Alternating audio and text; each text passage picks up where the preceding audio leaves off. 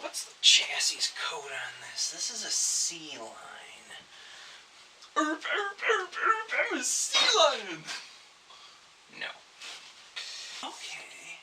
So that's a C-line too. Okay. Interesting. B was 59, so that must mean these are both 1960 models. Learn something new every day. Okay, today we're going to resurrect, do a prelude to restoration, something like that. We're going to find out. We're going to do something with this 1960 Zenith Space Command 400 remote set. So I drove down 2-3 hours to Chicago, picked this up from probably the original owners. This 1960 Zenith Space Command 400 has been sitting, I would presume, since about 1978, since in the basement where it was sitting, behind it was a National Geographic magazine from 1978 that had landed on the floor in kind of a funny splayed partway open fashion and petrified that way. So this set probably hasn't moved from that spot in the basement and probably hasn't been turned on in my lifetime, and probably hasn't been turned on since my first car was new. My first used car was new.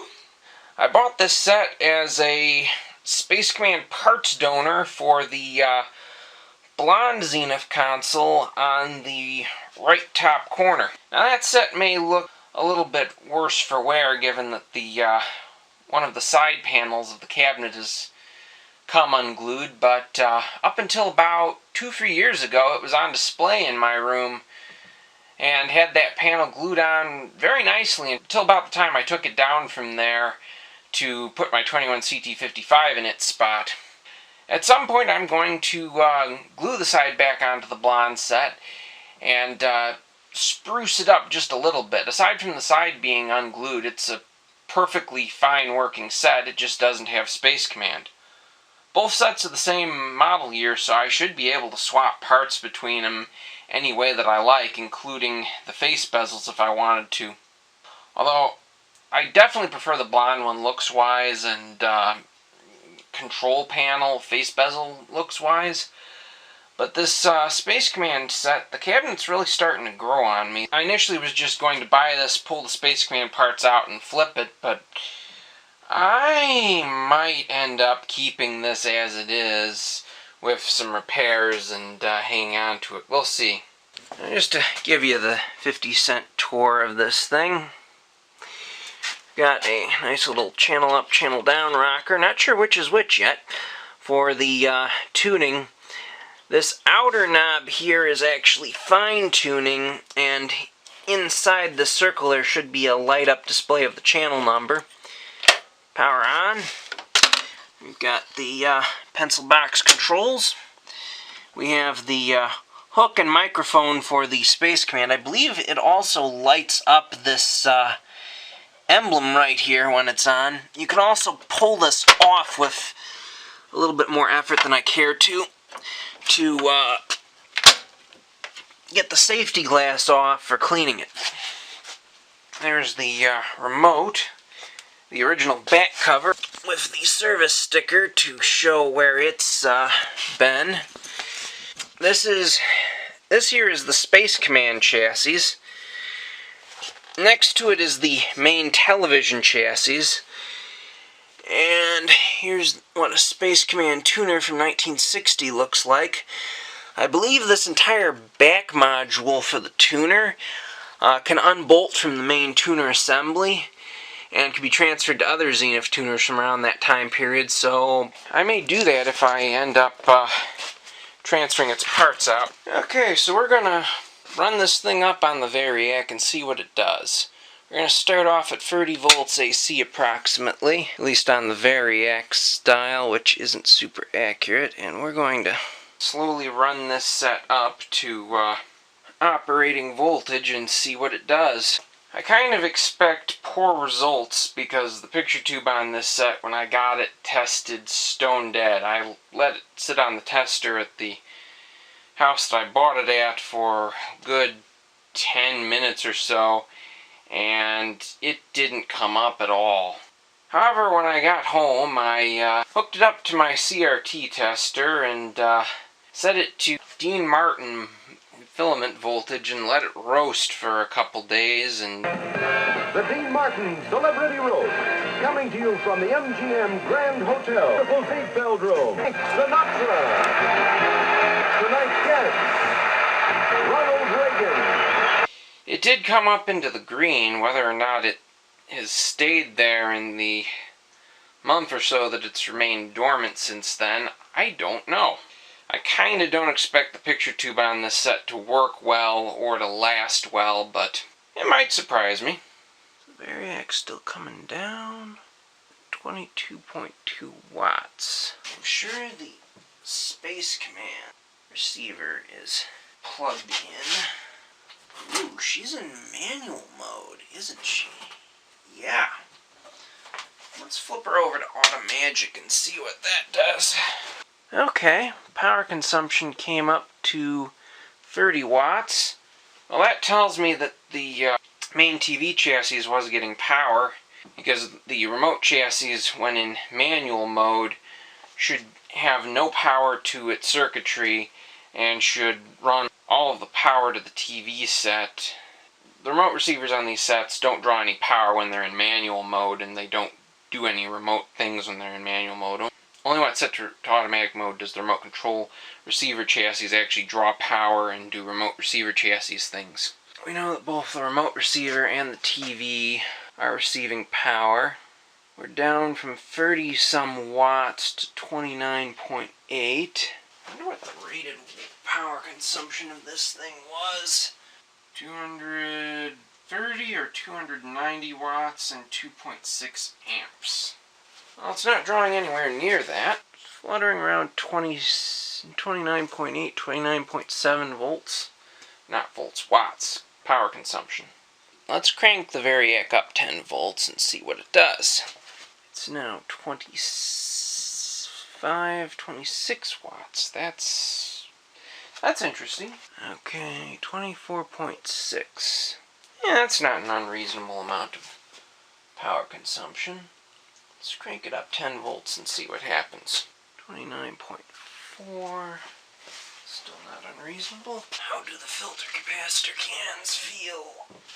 Okay, the filter capacitors that I can feel are all cool. That's a good sign. So what I'm doing here is periodically, when you bring a set up on the Variac that still has its original electrolytic filter capacitors, cans like this one here, this guy right here, I think you can see this guy right here.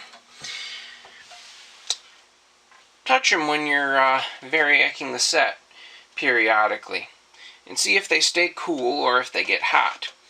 If they get hot, bad things are happening, and you might want to stop Variacing the set and power it off and change the filter capacitors.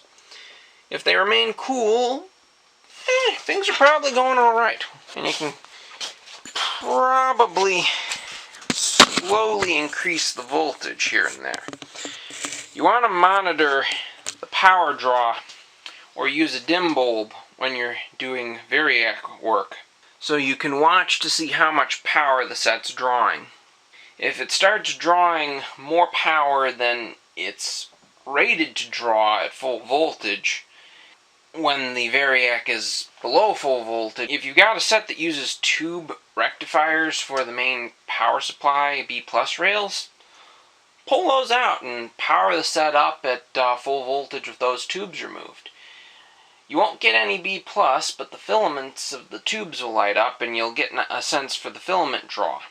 Generally speaking, the set shouldn't draw much more than filament draw until you start getting up around 50 to 70 volts, depending on the set. Then it'll slowly start creeping up towards the factory power consumption rating. If it gets too close to the factory power consumption rating too fast, or there's strange rapid current spikes, that might be reason to reduce the Variac voltage or slow down the variaking procedure, or even just stop. A definite sign you should stop is if anything starts to smoke or the electrolytic capacitors start to get warm. If either of those things are happening, something very bad is happening, and you should disconnect power immediately to avoid damage. I'm kind of curious if this Zenith will run on its basically original parts. It doesn't look like it's had heavy repairs since the 60s, so it'll be interesting to see how it does. Some of these Zenith sets from the 1960s actually will still wake up and work okay on their original parts, at least for a while.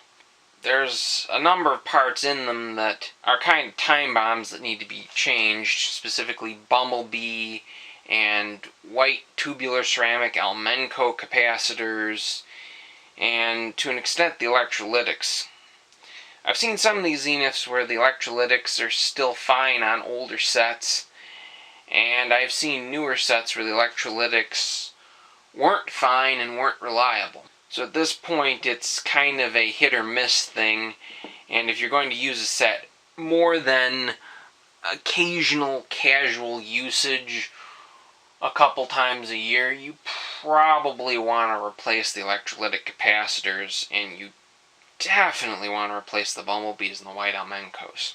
Or if you're like me and whether or not you're going to use a set significantly, you want to fix it and have it where you can turn it on at any time and know that it's going to work for you. Just replace the electrolytic caps and the paper cap. That'll give you a set that you can turn on at any point in time without plugging into a variac, even if it's sat for 2 or 3 months, 6 months, a year, 2 years, and not be all that worried that it's gonna do something bad when you power it on.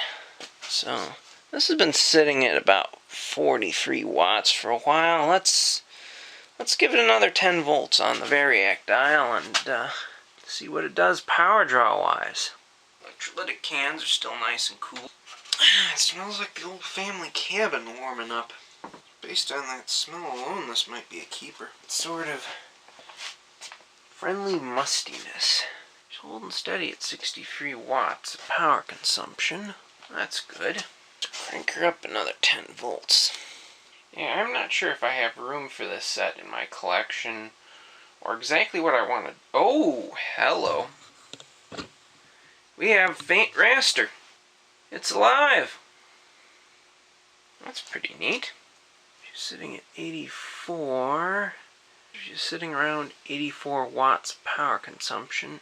How many volts are we at on this? 73. Okay. Or let's give her another 10 volts and see what happens.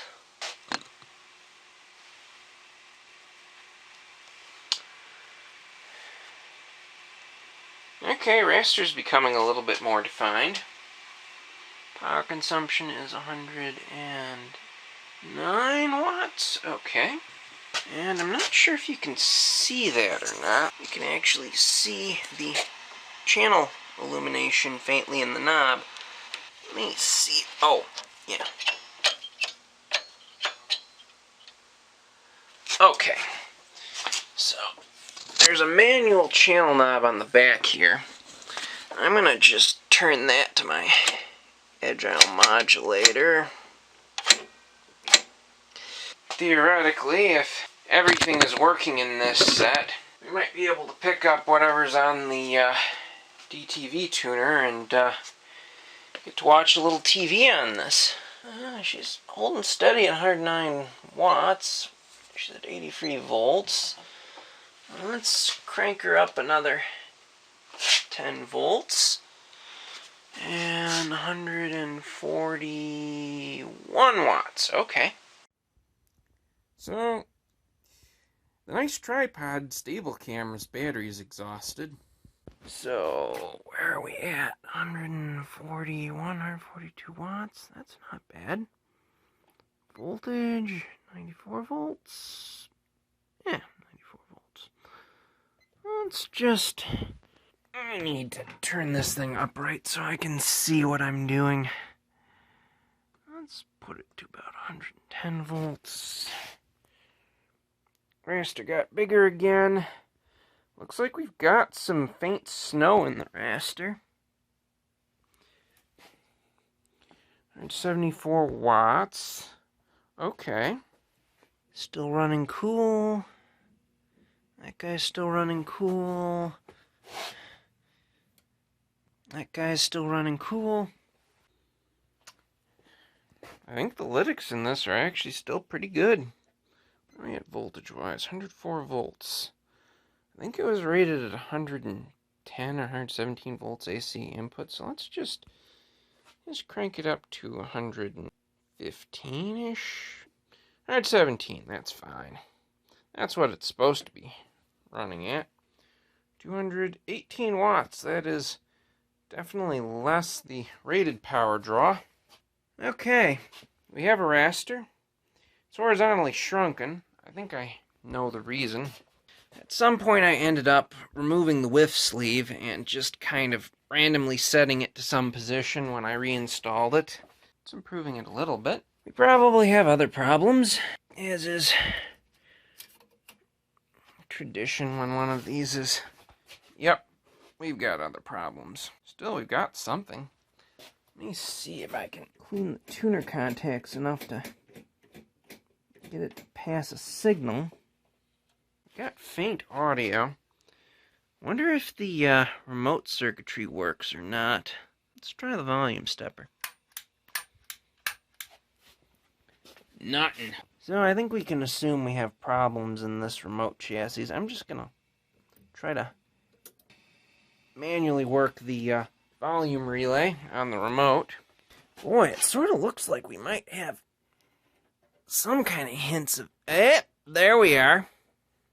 Horizontal hold is way off, but we have signal. Let's see if we can... I think I'm going the wrong way.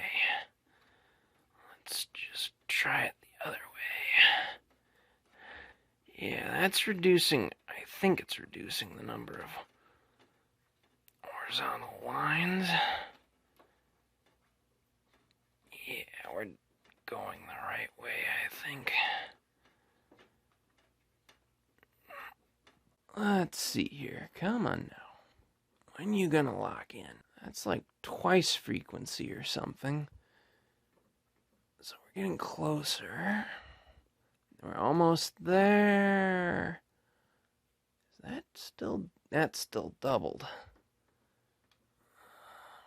So we had triple before. That was just double there.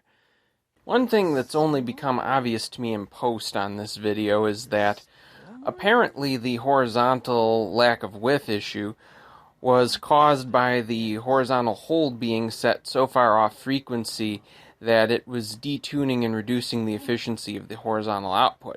If you watch carefully as I adjust the horizontal hold, the whiff increases and returns to its correct size as the horizontal frequency returns to its correct value to achieve horizontal sync. There we are. No signal. Okay, so the vertical definitely is not right on this set, but we have we've got picture. That's pretty good. Where's sound?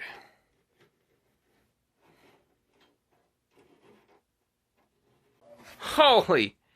It worked! Check it. That's the power tuning.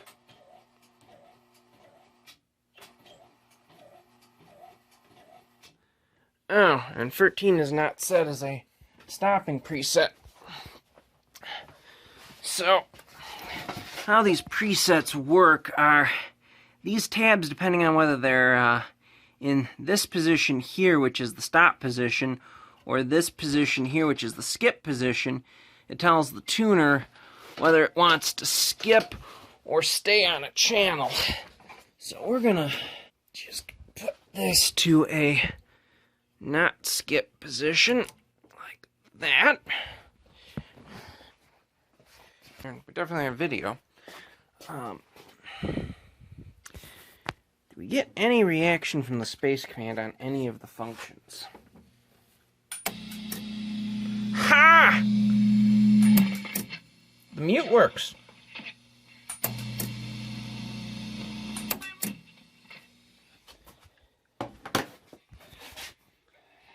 We were muted. Ha! We've got sound now.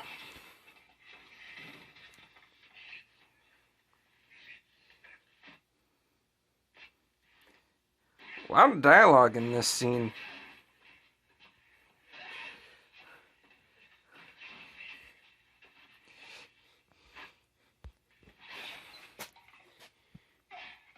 What, you don't cuss the other guy out when you barroom brawl? For Pete's sakes. Does this react to the volume at all? Nope. The volume does not react, but the mute relay works.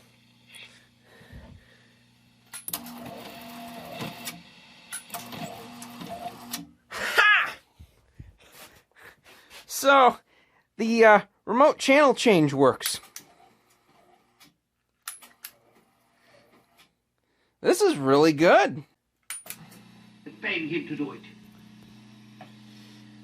So the only function that's not working on this remote right now is the volume stepper / remote on-off switch. That's not bad. The DTV tuner that's feeding my agile modulator is clearly not working very well. Out of it.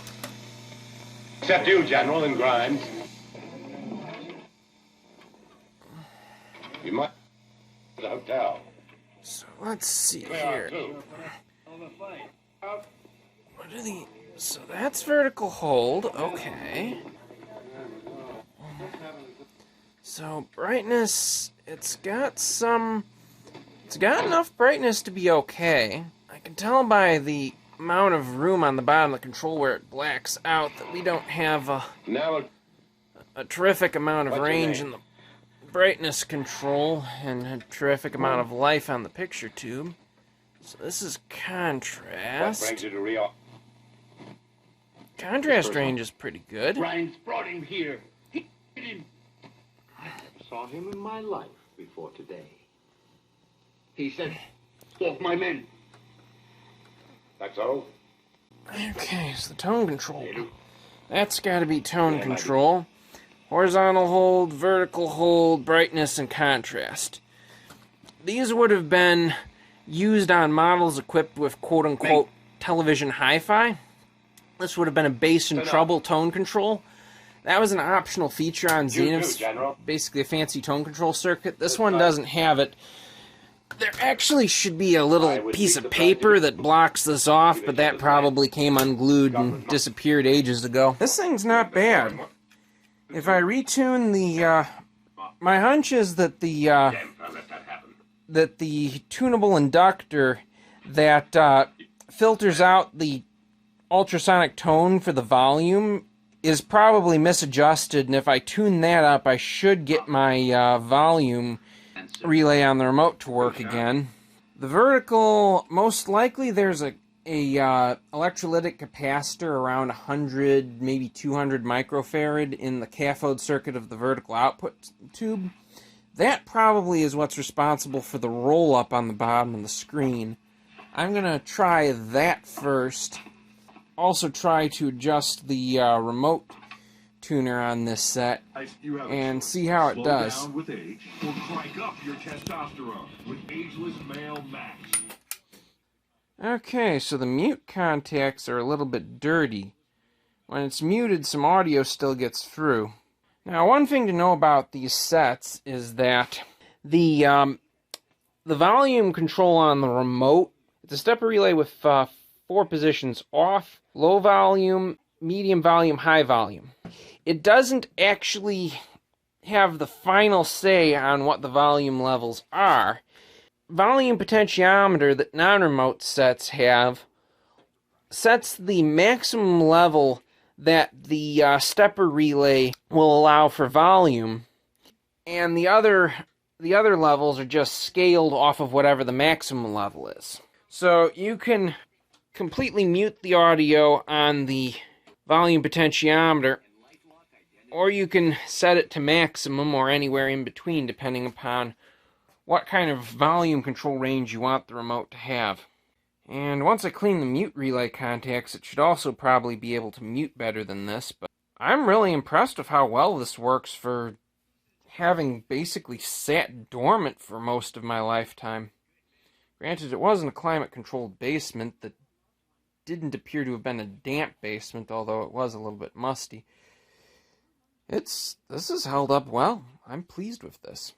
As a starting point, I might just keep this thing intact. This is not bad.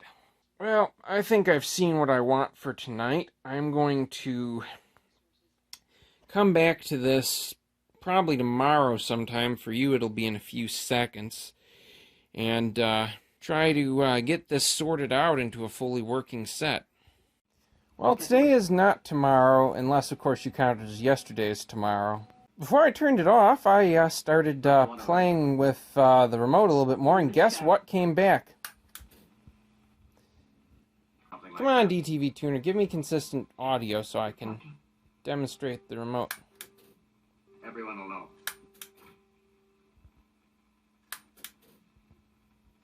Now.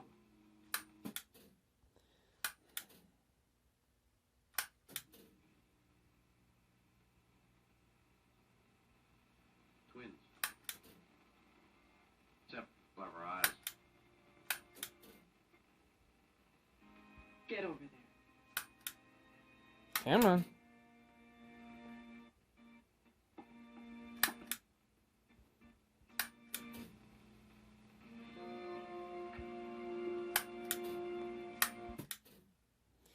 So, it actually does work. I think I need to clean the contacts on the volume stepper, as I don't think they're making good contact and doing much, but the stepper relay is moving, so check off one thing that I need to do later on. So basically all I need to do to this set is get the vertical right and maybe give it a little bit more of a recap than what's needed to do that. And it'll be a real good set. This thing's too good. I might just have to keep it.